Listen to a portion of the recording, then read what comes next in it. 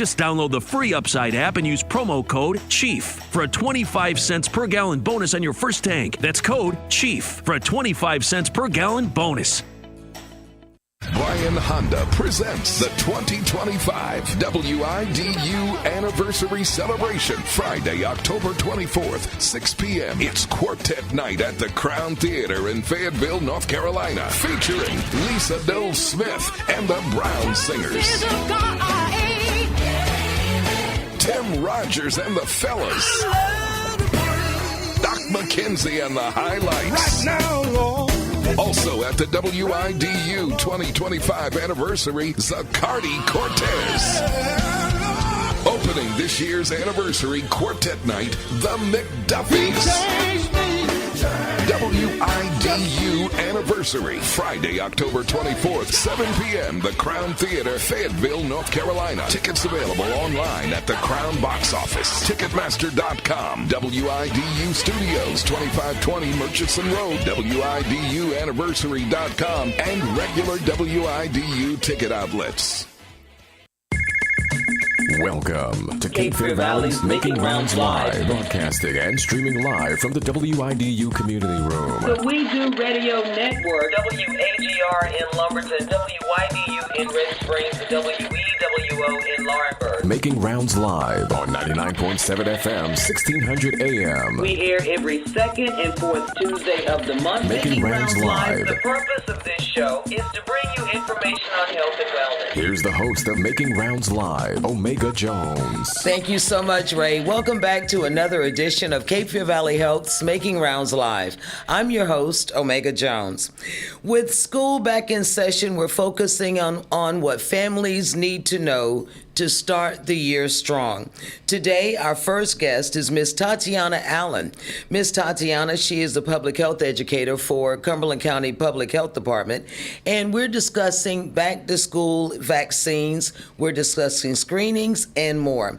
Now, our second guest that we'll have on the show is Dr. George Abacoba, and he is a medical resident with Cape Fear Valley Health, and he's going to share insights on health disparities in gastrointestinal care and focus on colorectal cancer screenings and awareness.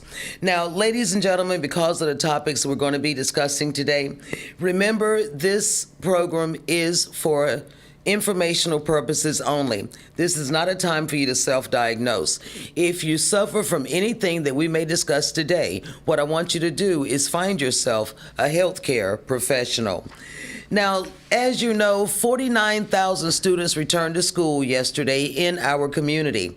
And there are some important things that parents need to know as their child or their children go into the next school year. This is where we bring in Ms. Tatiana Allen. She is the public health educator for Cumberland County Public Health Department. And Ms. Tatiana, thank you so much for coming to the broadcast, taking time out of your busy schedule, and talking to us about vaccines today. Thank you for having me. Now, before we get started, tell us a little about yourself. Yes, so I am actually born and raised in Fayetteville, North Carolina.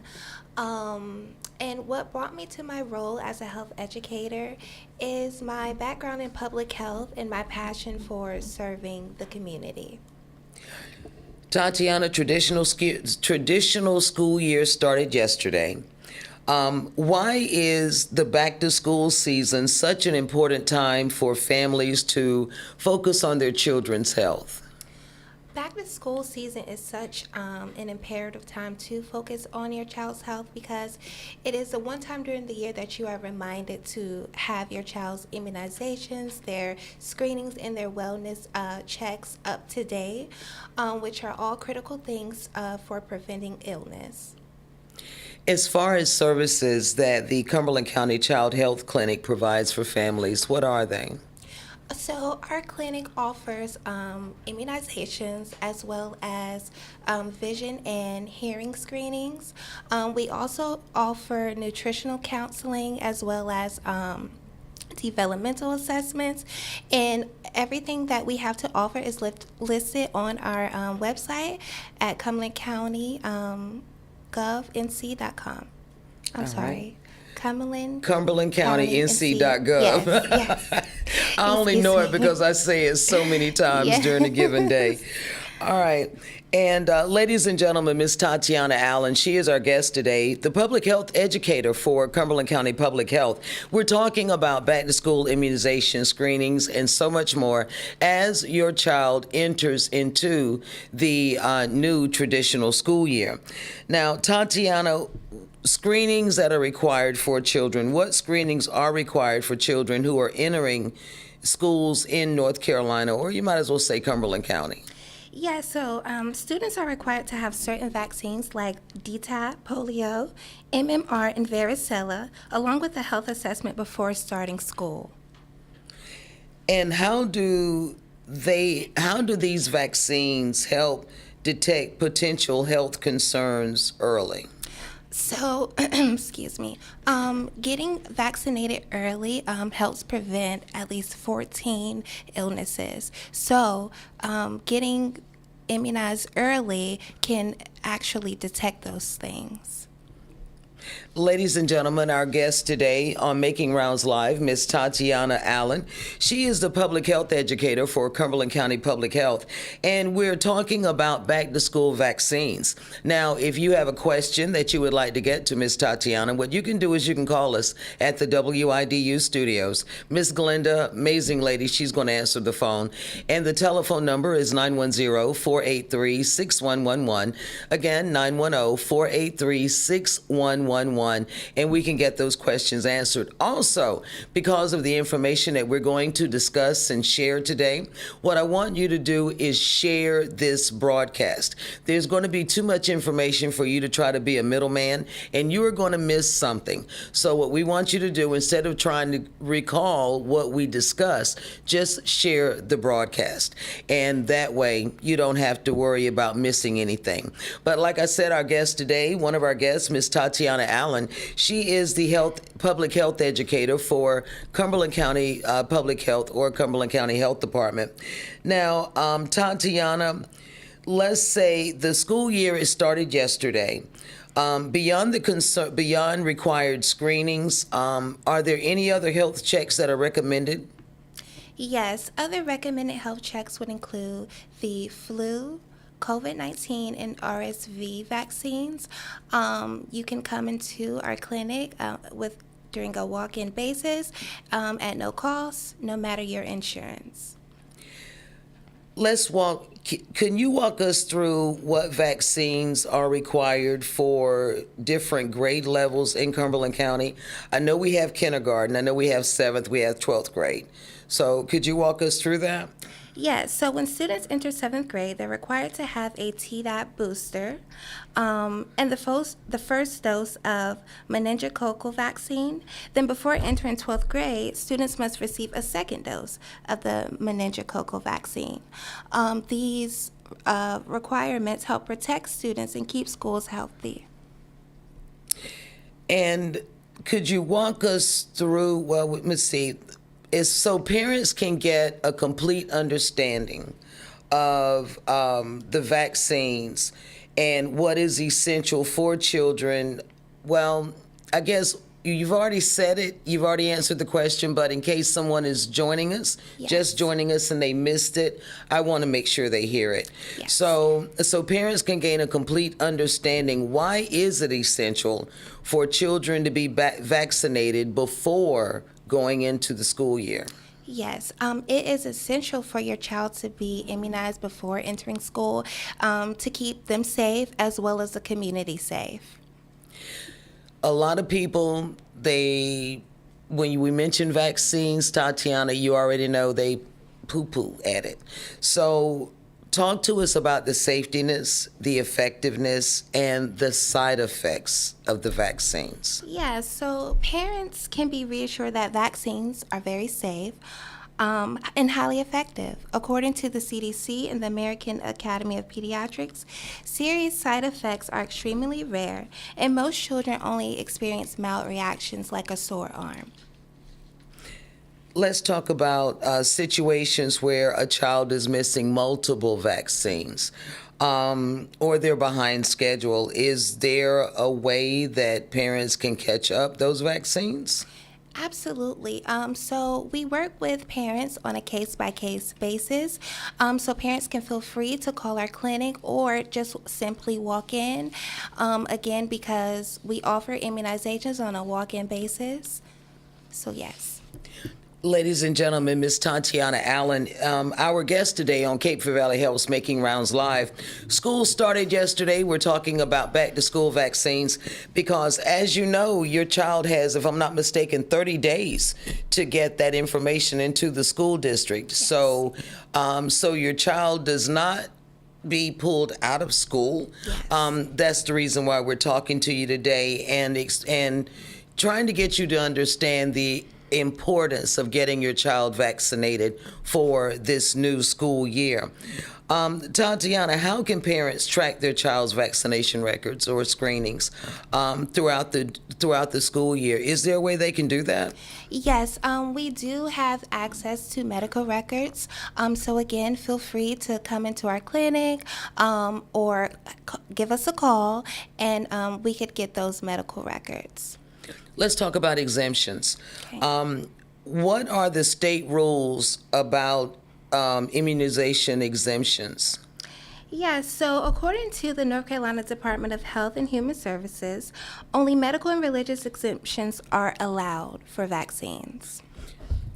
Exemptions can be given by your child's doctor, and then it can be presented to the school. All right. Does that apply for Cumberland County as well? Yes. Okay. So Cumberland County basically follows the state laws, yes. State rules. Okay. Mm-hmm. What do parents need to know? Well, for families who may not have a primary care provider, and we have a lot of families that don't have one. Yes. Can they get their child's screenings and immunizations directly at the child health clinic? Yes, and we also refer them to Stedman Wade. So yes, they can directly at the health department. What about families that don't have insurance? They're still free to come, as you can come into our clinic no matter your insurance, according to our sliding scale fee, which is based on income. All right. So the options that are available for them, they can still come to the clinic and still get their child vaccinated? Yes. Mm-hmm. Okay. And what should parents bring with them as far as the appointment? Do they need to bring documents? Do they need to bring birth certificates? What do they need? Yeah, so parents should bring a photo ID, shot records, insurance cards, custody, legal, guardianship documentation, as well as a signed letter of consent if you are bringing a minor in for immunizations. Is there a cost? I want to make sure that our listeners understand that cost for the services at the health department. Are there any cost involved? So we utilize a sliding scale fee, which is based on income. Mm-hmm. So we always encourage everyone to come in no matter your insurance. Okay. And what about scheduling an appointment? Do they need to schedule an appointment? Do parents and caregivers need to do that? Appointments are encouraged, but also we have where you can walk in. So you can walk in for appointments. All right. Beyond the shots and the screenings, are there any other services that the child care clinic offers? Yes. So again, we offer services like nutrition, counseling, mm-hmm. Developmental assessments, and vision and hearing checks. All right. One thing I heard before we started the news, I heard that there are some upcoming clinics, the immunization clinics. So talk to us about the upcoming community events, the health fairs, the back-to-school clinics that families can go and they can get these screenings and these immunizations. Absolutely. So we do have some evening clinics coming up. The first one will be on Tuesday, September 9th from 4 p.m. to 7 p.m. at the Cumberland County Department of Public Health. On Monday, September 22nd from 4 p.m. to 7 p.m., it will be at Spring Lake Middle School. On Tuesday, September 16th from 4 p.m. to 7 p.m., it will be at Douglas Byrd High School. On Thursday, September 18th from 4 p.m. to 7 p.m., it will be at Hope Mills Middle School. And on Tuesday, September 23rd from 4 p.m. to 7 p.m., Grays Creek High School. The first 50 families at each on-campus school event will receive free groceries. Really? Yes. All right. So where can they get this info once again, Miss Tatiana? Yes. Feel free to visit our website, CumberlandCountyNC.gov. All right. We're still stuck on the free groceries, Miss Tatiana. I'm just going to be honest about it. Ladies and gentlemen, Miss Tatiana Allen, she is the public health educator for Cumberland County Public Health. And we are talking about back-to-school immunizations. And once again, you heard Miss Tatiana say if you want more information about immunizations at Cumberland County Health Department, you can go to the website cumberlandcountync.gov/immunizations, and that information will be there for you. Ms. Tatiana, before we close out this first segment of our program, what is the main thing that you want parents to know regarding keeping their children and their child and children safe going into this new school year? Yes, so keep kids healthy by getting all vaccines and required screenings before the deadline, which is September 24th. So that is the 30-day deadline, September 24th? Yes. And so am I saying this right, Ms. Tatiana? If they don't have the immunizations turned in by September 24th, the child is pulled out of classes? Yes. So be sure to have your child immunized before September 24th so that your child is not excluded from school. And could you go over those clinics one more time in case someone is just listening? Absolutely. So we have some upcoming clinics if you still need to have your child immunized. On Tuesday, September 9th from 4 p.m. to 7 p.m., it will be at Cumberland County Department of Public Health. On Monday, September 22nd from 4 p.m. to 7 p.m., it'll be at Spring Lake Middle School. On Tuesday, September 16th from 4 p.m. to 7 p.m., it'll be at Douglas Byrd High School. On Thursday, September 18th from 4 p.m. to 7 p.m., it will be at Hope Mills Middle School. And on Tuesday, September 23rd from 4 p.m. to 7 p.m., Grays Creek High School. And again, the first 50 families at each on-campus school event will receive a free bag of groceries. Ladies and gentlemen, on that note, Ms. Tatiana Allen, she is the public health educator for Cumberland County Health Department. For more information, once again, about immunization clinics that are available, you can visit the website, cumberlandcountync.gov/immunization. Tatiana, thank you so much for taking time out of your schedule, and it was great seeing you today, lady. Thank you for joining us. Thank you for having me. And one last thing I would like to add, on top of having our children immunized, it is also important to be immunized if you are working with vulnerable populations. So I will be implementing a vaccine education workshop tailored for long-term care facility staff. So if there's anyone listening who would be interested, feel free to email me at tnallen, ALLEN, at CumberlandCountyNC.gov. All right, and repeat the email address one more time in case we're writing it down. TNALLEN at CumberlandCountyNC.gov. Awesome. Ladies and gentlemen, Ms. Tatiana Allen, thank you so much for being with us today, lady. Thank you. And up next, we'll discuss gastrointestinal care.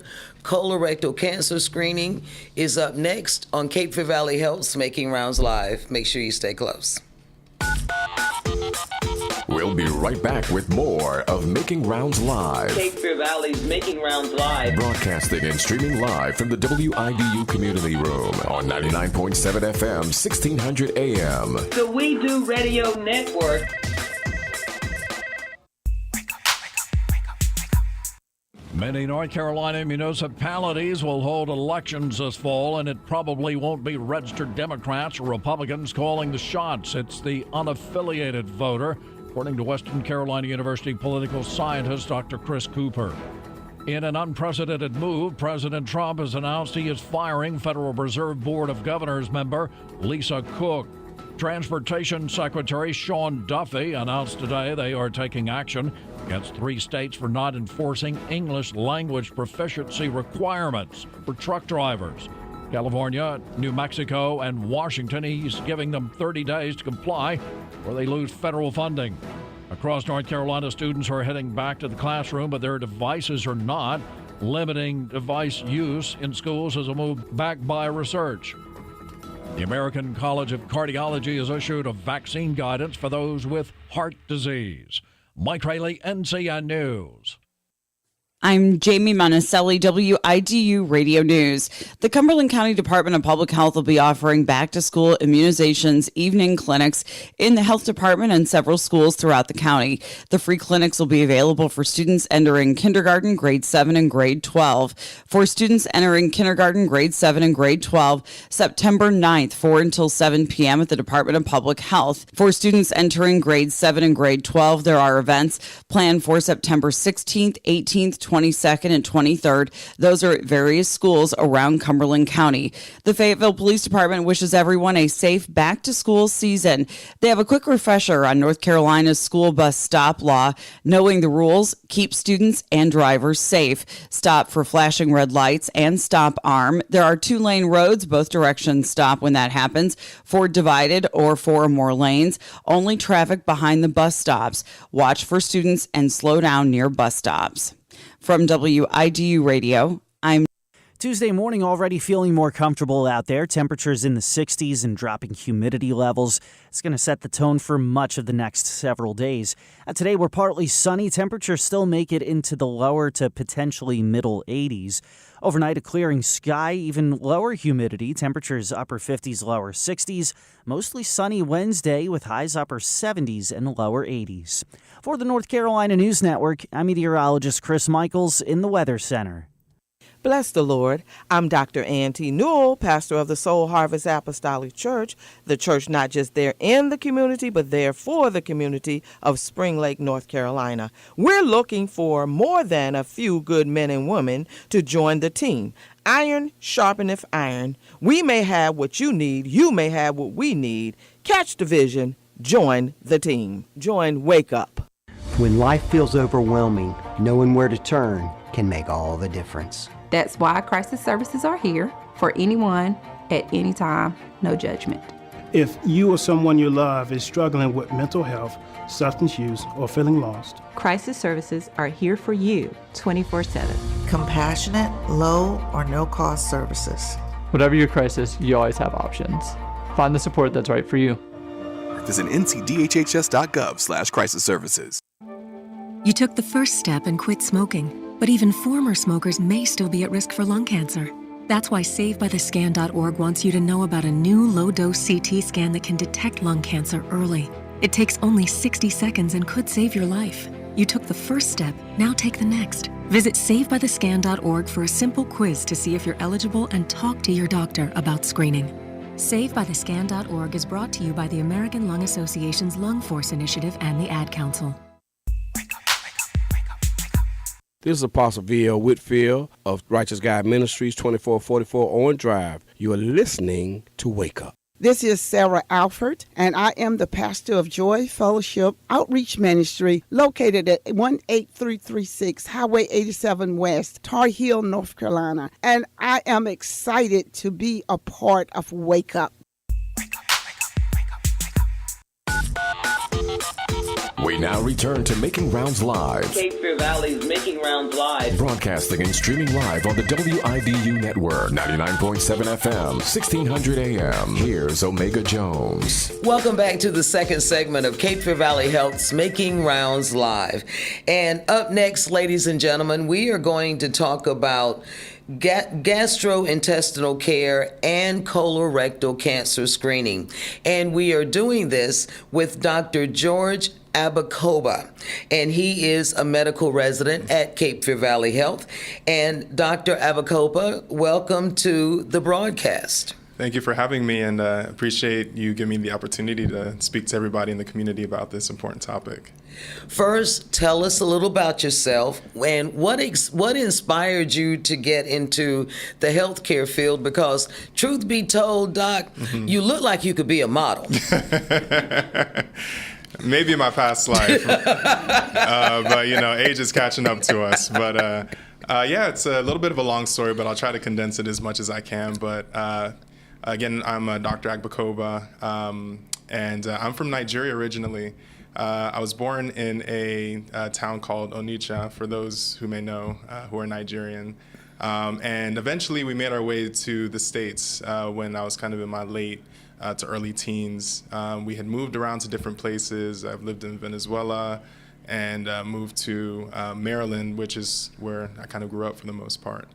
And then I actually did my training in England. I did my undergrad there. I went to medical school there, and then came back for residency. So a lot of dotting around. I promise you I'm not on the run. But just really appreciated, just being a global citizen and getting as much kind of cultural exposure as I could.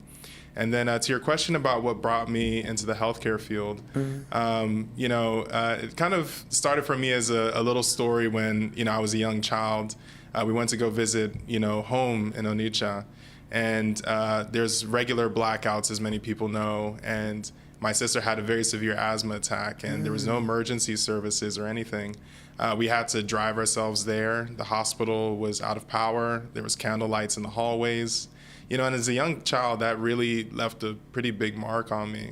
But there was this doctor who, wheeled us into his room, scurried us in, and just the gentleness he had amidst everything, his hand on her shoulder, giving her the shots and the breathing treatment she needed, it really left a mark on me in terms of the humanity of medicine.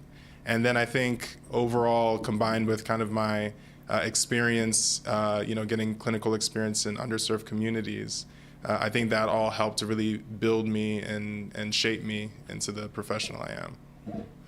Awesome story. Thank you so much for sharing that. Now, let's talk about the digestive problems. Yes. As a doctor, what are some of the most common problems that you see people face?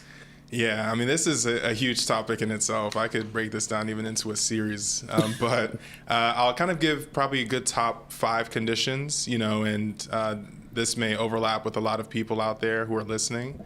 I'll probably start with the first one on the list being acid reflux. It's something that we hear very commonly. It's also referred to as GERD, or gastroesophageal reflux disease, GERD.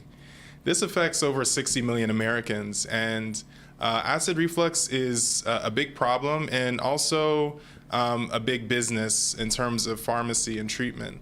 Reflux may mean different things to many people. It could mean heartburn, it could mean indigestion, it could mean some nausea after eating. And it's often associated, with people who are more overweight, and certain foods trigger this. I kind of mentioned the pharmacy of it. Many people out there who are listening maybe take antacids like Tums. They may also take things called PPIs. People may be familiar with omeprazole and pantoprazole, common medications for it. And these are medications actually that we're even overprescribing, I think, and people are on a little too long for. Just because it causes a whole different host of different side effects and problems for those who take it long term. So that in itself is a whole, different, sub-form of conversation. But I'll quickly gloss over some other conditions as well. We have constipation. That affects anywhere from 4 to 56 million Americans. And there was a health survey that found that at least 30% of Americans experience constipation once a month. And just to clarify, constipation can be misunderstood. It's not just that you have one bowel movement every 5 days. It could also mean to different people that they have bloating, they have kind of abdominal discomfort, and straining when they pass stool. So it's good to be aware of the spectrum of symptoms. And the last 3 things I want to touch on are inflammatory bowel disease, IBD. This is different from irritable bowel syndrome, IBS. It's something that we're going to talk about a little bit further later on.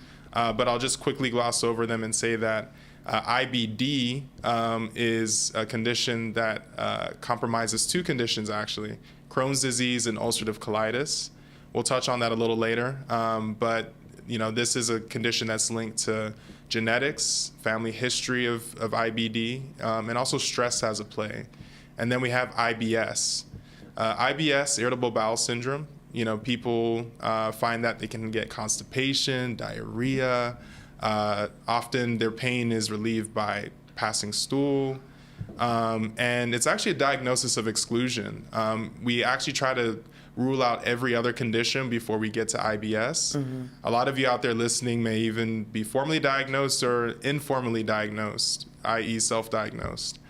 So that's something that we'll touch on. And then lastly is diverticulitis.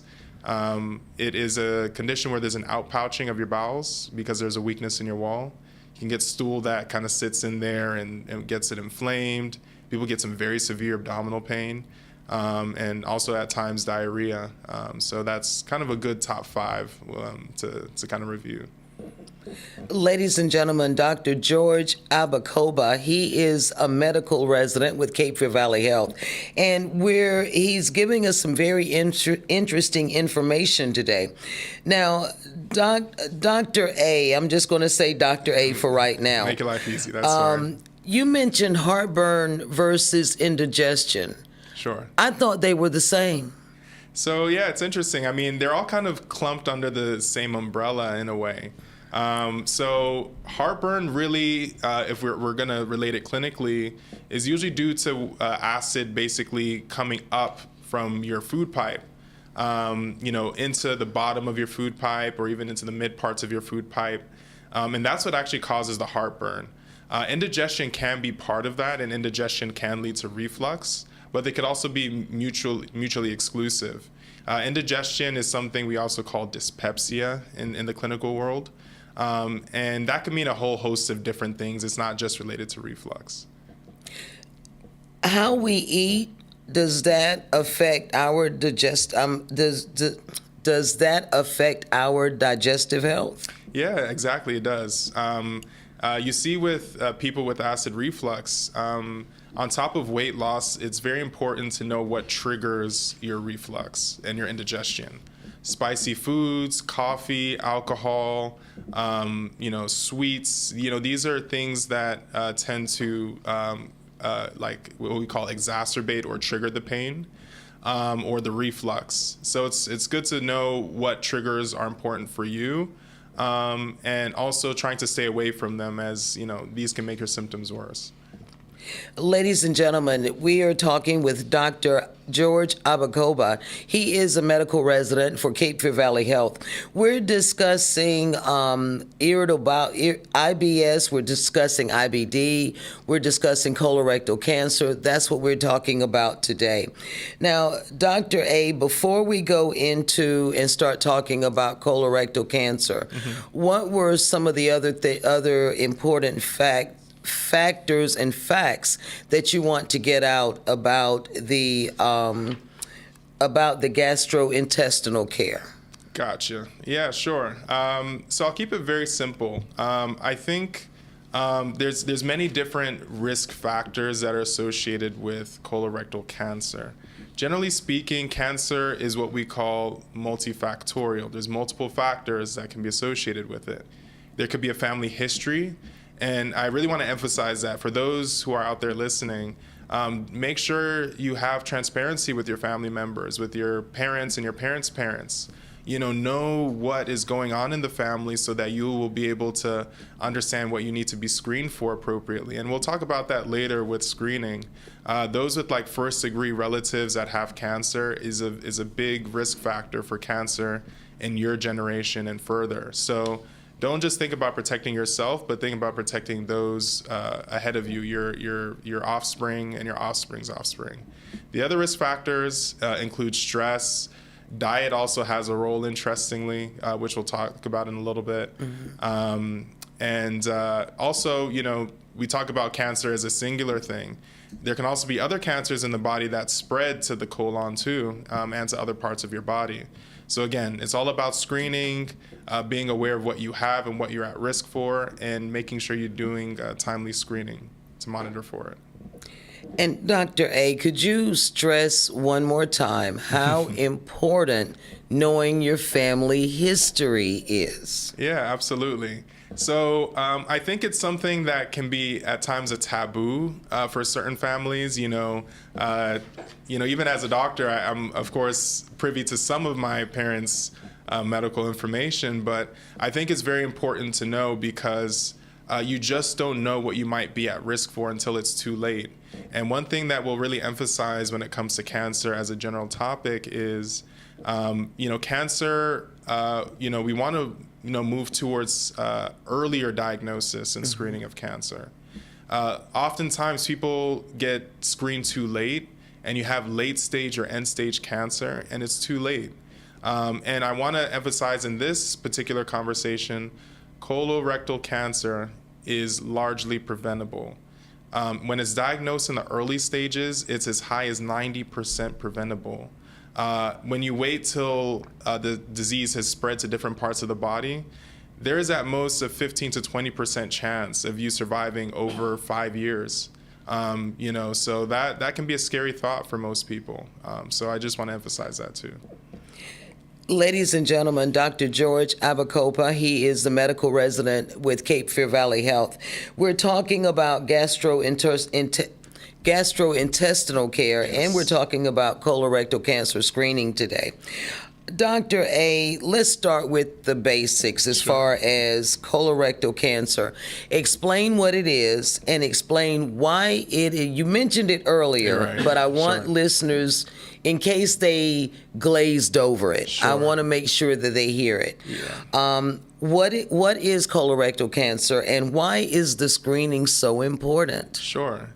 So let's bring it down to its most basic level. Let's split up the words. Colorectal cancer. So colon and rectum. These are the parts where the cancer can affect. Your colon is also known to other people as your large intestine or your bowel, depending on what you refer to it as. And your rectum is that kind of last bit of your large intestine that connects to your back passage where you pass stool. The colon and the rectum, there's not really a clear border between them. They're pretty much all part of the same tract. And so what do we mean by cancer of the colon and the rectum? What we mean is that there's usually these abnormal cells that grow uncontrollably in the lining of the colon and the rectum. And what can this lead to? So I know you hear of abnormal cells and uncontrollable growth, and you might wonder, what does that mean? It doesn't always necessarily mean it leads to cancer. Sometimes you can have what's called a precancerous state, where the cell is growing and growing, but it's not quite cancer. And over time, due to many different factors, there's many different factors that basically result in the right melting pot for cancers to happen.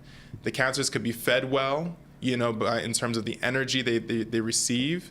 They could also be able to thrive because your immune system is not working as well. And also different things like stress and like external factors, your diet can affect all these things that potentially result in the right melting pot for the cancer to grow. And we'll probably talk about that a little later when it comes to like the lifestyle modifications that can help reduce your risk, not prevent you from having cancer, but reduce your risk. And then lastly, I'll mention that with colorectal cancer, there's different types of cancers. The most common type of colorectal cancer is actually a cancer of the cells that produce mucus that help your stool basically pass, very easily through the bowel. And that's called adenocarcinoma of the colon. And there's other different subtypes, which you don't have to go through. I just wanted to mention the most common one. You mentioned lifestyle modifications, and one thing that I've heard, the one word that I've heard mentioned quite a few times since we've been talking is the word stress. You mentioned stress, Dr. A, when we were talking about the gastrointestinal issues, and you'd mentioned stress when we're talking about colorectal cancer. It sounds like stress is like a culprit, the underlying common denominator in this. Is that the case? So stress does play a role. I think the research is still pretty early. But to not overcomplicate what that kind of clinical space looks like. Stress can mean many different things, right? Especially when it comes to like how it relates to cancer. We can speak about stress in terms of the stress you're putting on your body internally based on what you eat, based on other conditions that exist, that you're suffering from. These can all, like I said, be the right melting pot for the cancer to thrive more. Now, when it comes to stress, it's interesting that there's new research coming out each year. Most recently, last year, there was some research that came out at one of the scientific conventions that showed that in animal models, especially mice, that are very stressed, that when they looked at their guts, and specifically some of the normal bacteria that grow in the gut that help to support the health of the gut, there's some important bacteria which are actually missing or even at low levels, which can actually help to activate your own immune system. And why is your own immune system important? Think about it this way. If your immune system is low, what does that mean? Your defense is low. And that means the cancer has a better chance to thrive because those checkpoints that your body has aren't really working as well. So think about it. If you're not eating as well, if you're stressing your body out through the conditions you have, through what you eat, etc., these are going to change the bacteria that normally exist in your gut to protect you. And if those defenses go down, again, that increases your risk of potentially abnormal cells growing. Ladies and gentlemen, Dr. A in the studio with us today.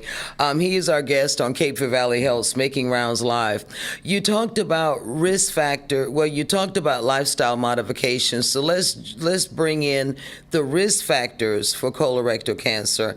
And I know lifestyle modifications is one of the things that we can do to prevent it. Am I correct?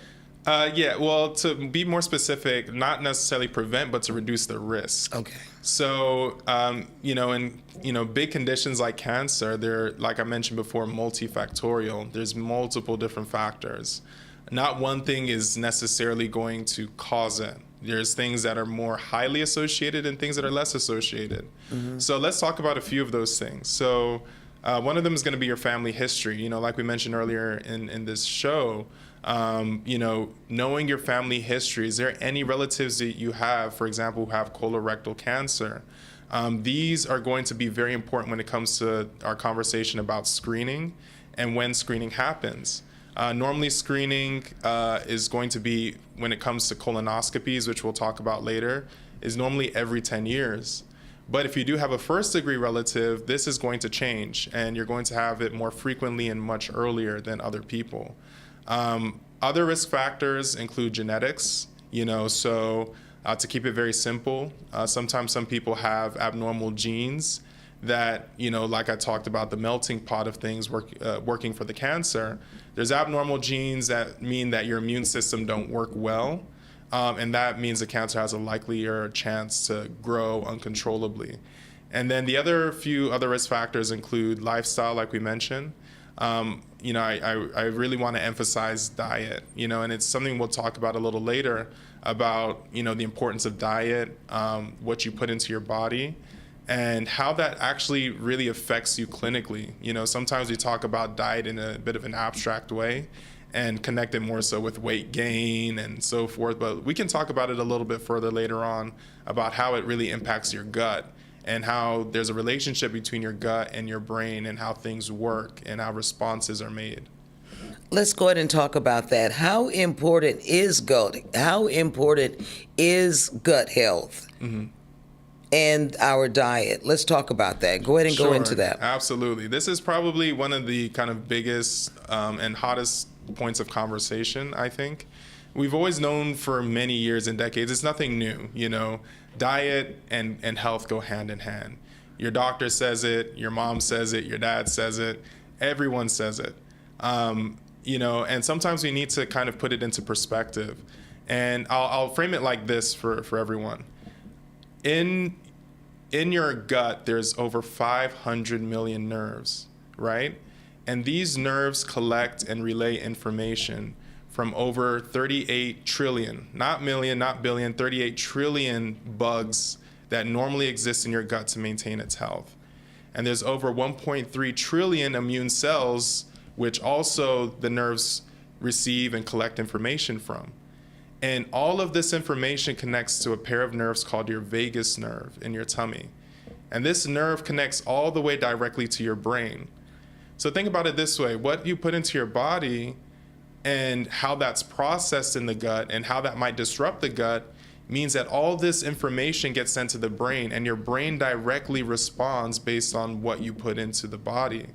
So when you look at it that way, when it comes to gut health, you start to understand how years and decades of poor eating habits, poor health, actually results in a disruption to your gut. And your gut has many different associations, not just with weight, but also to things like heart disease, obesity, diabetes. It even has links with things like anxiety and depression.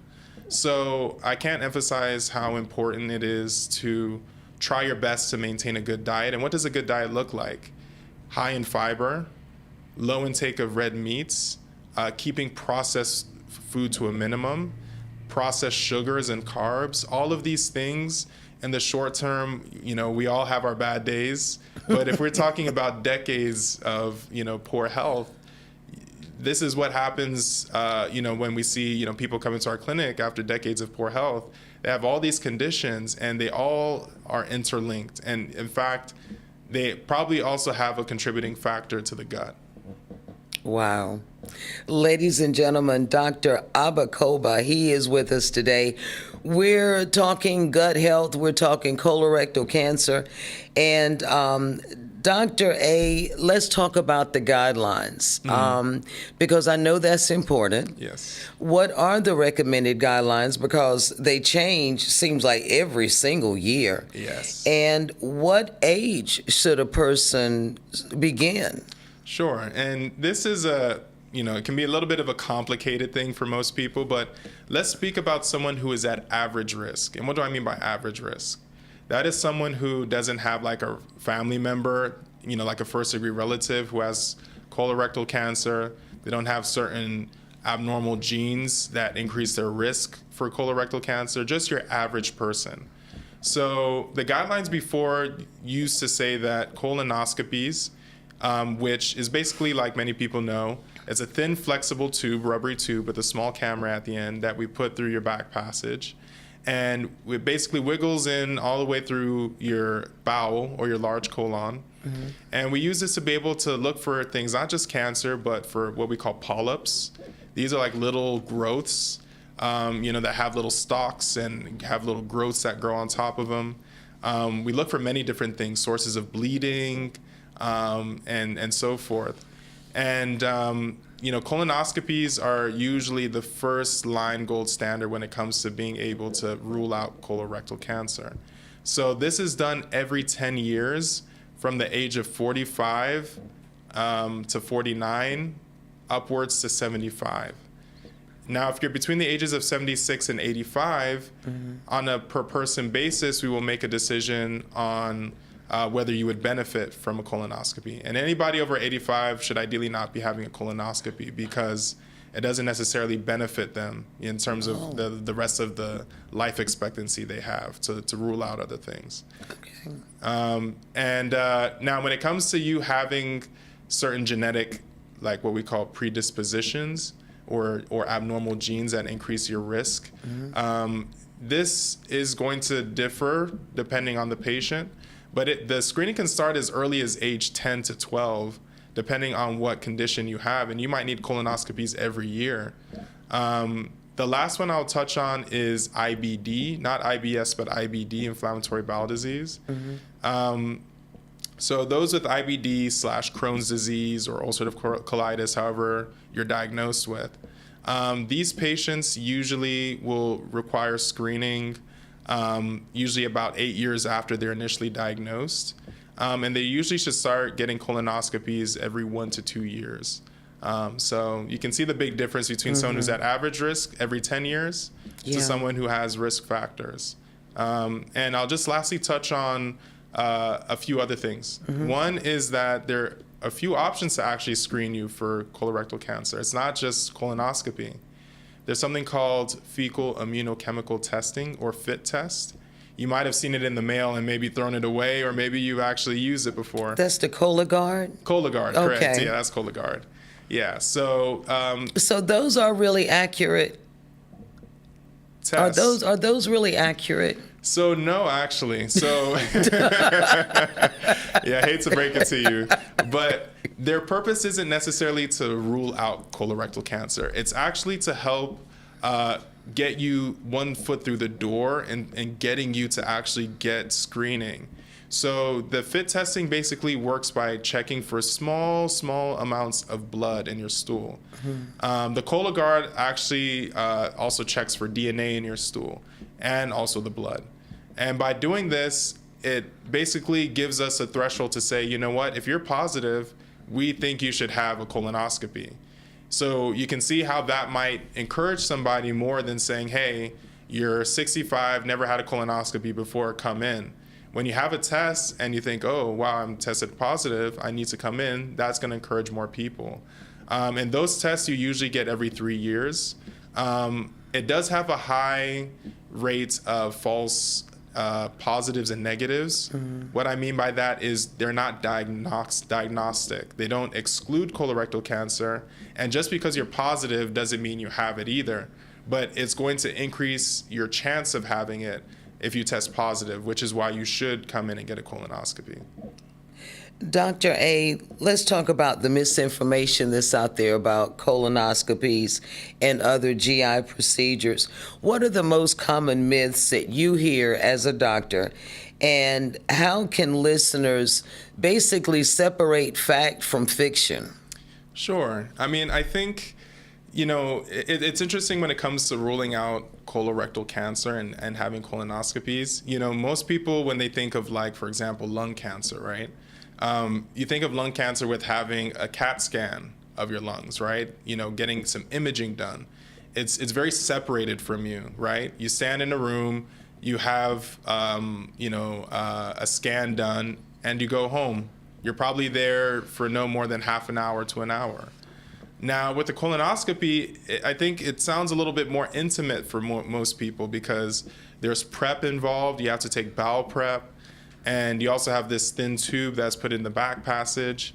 And I think sometimes there is a bit of a stigma, even amongst certain populations. I can even say for African Americans especially, where, you know, we are more at risk for colorectal cancer. You know, there's a stigma about, you know, the rectum and also the procedural aspect of it. And so I don't necessarily hear of people having big myths about it, but I do hear about the stigma a lot. And trying to break that cycle and encourage somebody to get this kind of procedure is really the big focus, I think, in tackling this in certain communities. Ladies and gentlemen, in the studio, we have Dr. Abba Koba. He is with us today, and he is a medical resident at Cape Fear Valley Health. Dr. A, let's talk about urban communities and the challenges that they face getting health care. Sure. What resources are available to people who may not have insurance or that primary care provider? Yeah, sure. And I'll speak to those especially in Fayetteville or in the local Cumberland County. If you're uninsured or you're in a low-income household, we actually have a resident-run clinic through Cape Fear called the Care Clinic. It's every Thursday, and we see, like I said, uninsured patients, low-income patients based on, you know, kind of an evaluation of your circumstances. And, you know, there's so many wonderful residents and also nurses that help out who are just so glad to help in the community. So I would highly recommend, you know, if you need basic medical services, even dental procedural work, do reach out to the Care Clinic. I think it's on 239 Robertson Drive or Robertson Street.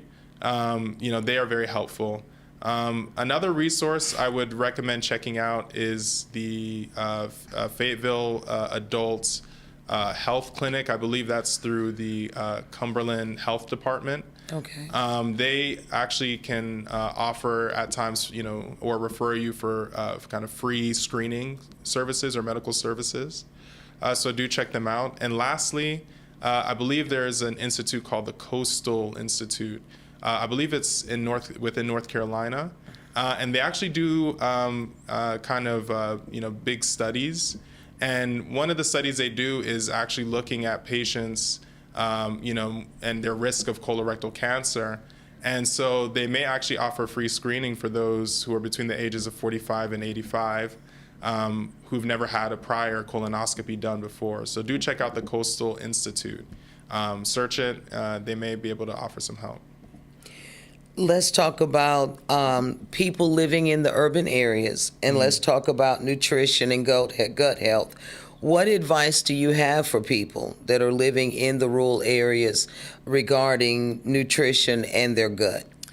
Yeah, I think this is a very interesting topic, and there's many different sides of it. I'm going to start with this and say that, unfortunately, despite America having some of the largest resources for healthcare, obesity is the biggest epidemic that we're facing, and we are unfortunately in the business, at least by American standards, of keeping people unhealthy at times. There is accountability now that goes both sides. We have accountability as individuals to what we buy and what we put in our body. But there's also seems to be this cycle of, even in food deserts, as you mentioned, in urban areas where, people from low-income households, it's more expensive to buy healthier foods. And so you buy more processed foods. That means you become more at risk of obesity and other disorders. And it just ends up in this cycle where you then need more healthcare support. That costs money. And it just gets into a deadly spiral. So I just kind of wanted to start off by saying that we also have to be cognizant and aware of the environment that we're in. And then as an individual, you also have to take accountability too. Yes, foods are more expensive, but think about it this way. The McDonald's meal that's $10, right, is a single meal for you. It may cost you $20 to get the lettuce, hamburger, meat, and buns yourself. That might cost $20, $25, but that's going to last you 6-7 meals, and you can better control what products you put in versus that $10 meal, which you thought was cheaper than going to the store. So it's all about perspective, but I also have empathy for both sides. So I think my main message is take accountability of your health. We want to move towards preventative health, and rather than just treating conditions. We need, as practitioners, to work with patients, and we want to keep you motivated. So if you can be accountable, we will support you all the way. Let's talk about any community events, workshops, or outreach programs that listeners need to look out for. Yeah, so I kind of mentioned some of the resources available kind of in the local Fayetteville community and also statewide. I would say that one of the outreach initiatives is through the Cancer Screen Initiative. It's a North Carolina statewide screening initiative. And they basically mail the FIT tests I mentioned earlier. And for those who had just joined recently, the FIT test is a fecal immunochemical test. It's not an alternative to colonoscopy, but it helps you to get screened more frequently. And if you do become positive, then that's a recommendation for you to go in and get a colonoscopy. And they usually will have people register with them, and then they can then mail these FIT tests to you. So that's an initiative to kind of promote more people to get screened. And so the earlier you get screened, the better. I can't emphasize that enough. Like I mentioned earlier, only about 30% of the time are we catching colorectal cancer at the beginning stages. A lot of the time we're catching it at an end stage or a late stage when it's spread or becomes more severe. The earlier you get seen, the earlier you get screened, the more likely we can treat it and increase what we call your survival rate, which is what we look at across a 5-year spread. Ladies and gentlemen, Dr. Abacopa with us today. Dr. Abacopa, there are so many more questions that I want to ask you, but our time is running out. Sure.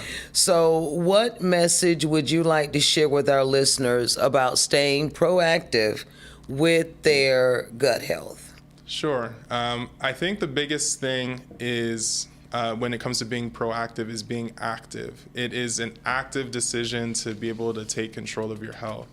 And, you know, there's so many different facets and ways we can look at this. But in regards to your gut health, I can't emphasize enough how important it is to maintain the same appreciation for what you put into your appearance on the outside to the appearance of what is on the inside. You can control your destiny, and you can control your health. And so do take initiative. And us as healthcare practitioners, we absolutely want the best for our patients. But we can't only solve this problem alone. It has to be a shared initiative. So I just want to encourage everybody that's listening, take a time and to really look at yourself, look at your health, and what are your expectations? What are your goals? And share those with your primary care doctor or your specialist doctor, and have us work together with you. Well, ladies and gentlemen, Dr. Abakoba. I knew I was going to get right to the end and mess it up. But thank you so much for being with us today. And do you mind coming back on the program so we can talk into more details so I can get all of these questions answered, because we had so many that we did not get answered today. Sure, absolutely. All right. Well, ladies and gentlemen, this wraps up another edition of Cape Fear Valley Health's Making Rounds Live. Please join me in thanking today's guest, Ms. Tatiana Allen from Cumberland County Health. She's a health educator. She was here talking about back-to-school immunizations. And, of course, Dr. Abakoba. He is with the residence program. Oh, and one other thing I need to ask you before we go. Have you purchased a home yet? Oh, myself? Yes. Not yet. I am renting. Are you going to? That is a wise choice. That's what my parents would say. That's how I know if you're serious about staying in the area or not. I do hope to stay in the area, though. Well, ladies and gentlemen, make sure you join us on our next broadcast. Our next broadcast is September 9th. And for our producers, Shaka Jordan, Lindsey Graham, and Ray Thomas, and the amazing team behind the scenes, I'm Omega Jones. Continuing the legacy of Darvin Jones, thank you so much for watching and listening to Cape Fear Valley Health's Making Rounds Live. We'll see you next time.